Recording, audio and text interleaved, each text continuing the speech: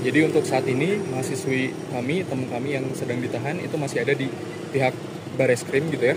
Dan untuk penahanannya atau penjemputannya itu dilakukan di Jatinangor, di kos-kosan teman kami di wilayah Jatinangor. Dan memang semenjak polisi itu datang ke kos-kosannya, dari kami, dari teman-teman angkatan yang lainnya itu sudah coba mendampingi semenjak polisi itu datang sampai pada akhirnya teman kami dilakukan penjemputan gitu ke Bareskrim di Jakarta. Mas, bisa dijelaskan sendiri sih apa sih yang menjadi motif dasar polisi mengamankan mahasiswa tersebut? Kayak untuk dasar dari polisinya itu sendiri itu sebenarnya berdasarkan pelaporan yang sudah mungkin ramai di media juga ya terkait dengan UU ITE, lalu dikaitkan dengan kesusilaan dan lain sebagainya gitu. Dan memang mungkin ini sedikit penjelasan juga gitu terkait dengan penangkapan yang dilakukan di Jatinangor tersebut. Sejauh yang kami telusuri juga memang seharusnya untuk penangkapan tersebut atau penjemputan itu harusnya ada pemanggilan terlebih dahulu ya gitu. Namun dari pihak teman kami dan juga keluarganya itu merasa sampai saat tersebut itu belum ada pemanggilan kepada pihak mereka, dan ujung-ujungnya itu langsung didatangkan gitu dan dijemput di wilayah kos-kosannya menuju ke Jakarta. Artinya ini jemput paksa ya? Dijemput paksa, betul. Ini karena melanggar undang-undang ITE atau seperti apa sih dasarnya polisinya? Oke, untuk hal itu mungkin bisa dibicarakan lebih lanjut ya dengan tim kuasa hukumnya, karena memang di sini kami juga sudah berkoordinasi dan berkonsolidasi supaya membatasi statementnya jangan sampai dibawa ke ranah hukumnya gitu. Karena memang untuk prosesnya itu sampai tadi malam hingga saat ini itu masih dilakukan berbagai upaya gitu dari tim kuasa hukum untuk pada akhirnya bisa menangguhkan atau membebaskan teman kami secara penuh. Mas, upaya dari mahasiswa kan ada putusan MK itu gimana? Kenapa? Yang ada putusan MK soal ITE sendiri. Putusan MK ya? Sampai saat ini kami belum mengarah ke sana sih. Gitu. Mas, udah koordinasi belum sama rektorat mungkin dari KMITB sama rektorat, apa yang dibicarakan terkait hal ini mungkin apa? Oke, jadi dari kami sendiri, dari KMITB itu sudah berkoordinasi dan berkonsolidasi dengan berbagai pihak gitu ya. Yang pertama dari Ikatan Orang Tua Mahasiswa ITB yang melakukan pendampingan juga, membantu mencari bantuan hukum dan juga melakukan pendampingan secara personal.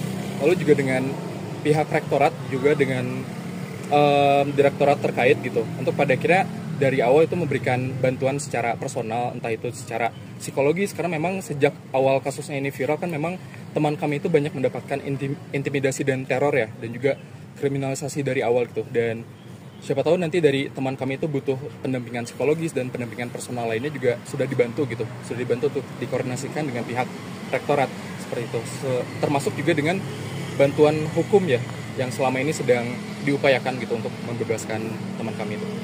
Jadi awal kronologinya seperti apa sih? Karena bentuk ekspresi atau seperti apa? Ya betul. Jadi untuk awalnya dari teman kami itu memang menyuarakan pendapatnya dan ekspresinya terhadap kekecewaannya beliau gitu, kekecewaannya dia terhadap isu-isu yang terjadi selama ini gitu, termasuk di beberapa waktu terakhir, dan dia itu menyampaikan kekecewaan dan kegelisahannya itu melalui media gitu, melalui seni yang pada akhirnya coba untuk dibawakan gitu oleh dia sendiri di media sosial. Saat ini mahasiswa itu masih di Bareskrim berarti? Betul. Semester berapa mas? Baru semester 2. Ada upaya dari mahasiswa sendiri untuk berkoordinasi dengan BEM lain? Oke, untuk koordinasi dengan BEM lain sejauh ini kami juga sudah, tadi kami baru saja melakukan konsolidasi secara internal ya di satu ITB gitu untuk upaya kedepannya, dan memang mungkin kedepannya akan ada koordinasi dengan pihak BEM lain gitu ya. Cuman di sini kami masih coba mengupayakan untuk pada akhirnya coba kami solidkan dulu secara internal di ITB-nya dan coba untuk melakukan upaya melalui satu KM ITB-nya terlebih dahulu seperti itu. Dan karena memang untuk koordinasi ke pihak BEM lain itu sebenarnya lebih kepada solidaritas juga gitu, karena di BEM-BEM lain atau di kampus-kampus lain itu mengalami hal yang serupa juga gitu. Ada temannya atau ada mahasiswa di kampus lain itu yang dikriminalisasi dengan motif yang serupa gitu. Dengan kasus ini ada ketakutan nggak untuk mahasiswa sendiri? Oke, dari kami sendiri sebetulnya tidak ada ketakutan.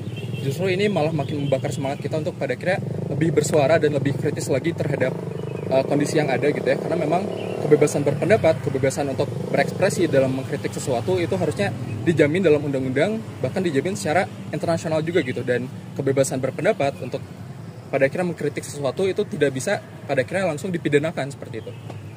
Mas, Untuk koordinasi dengan pihak kampus sendiri seperti apa, Mas?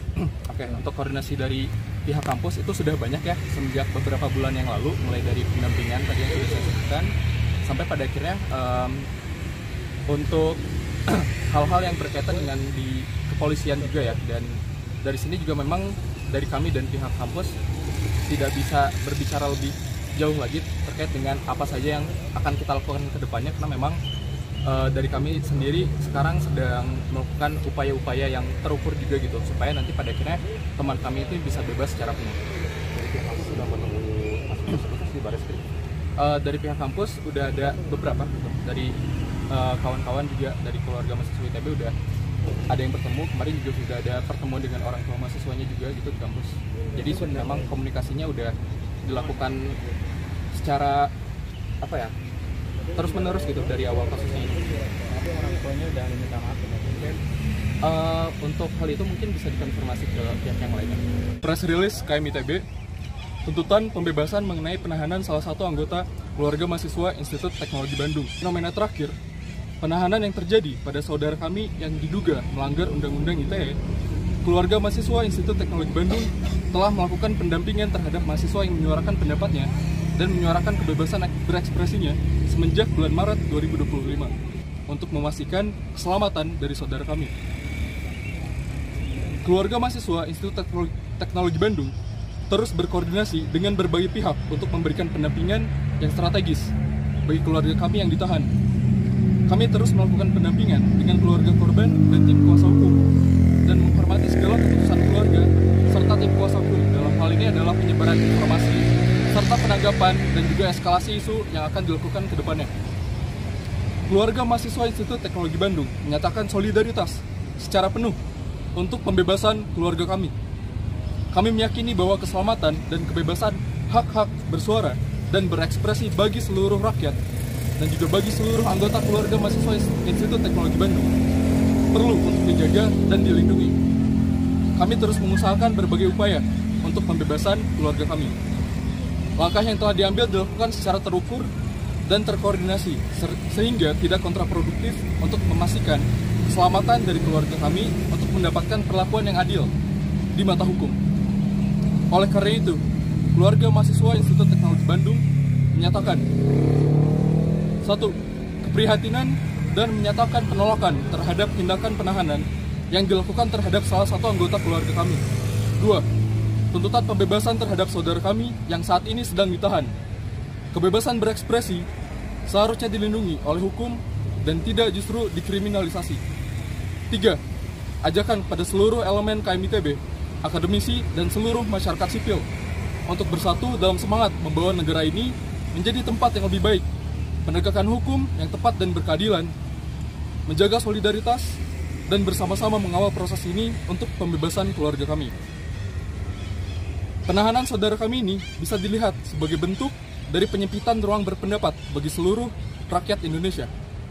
Hal yang dilakukan keluarga kami lebih baik dilihat sebagai upaya kritis untuk mengedukasi bahaya penyalahgunaan artificial intelligence yang berdampak negatif.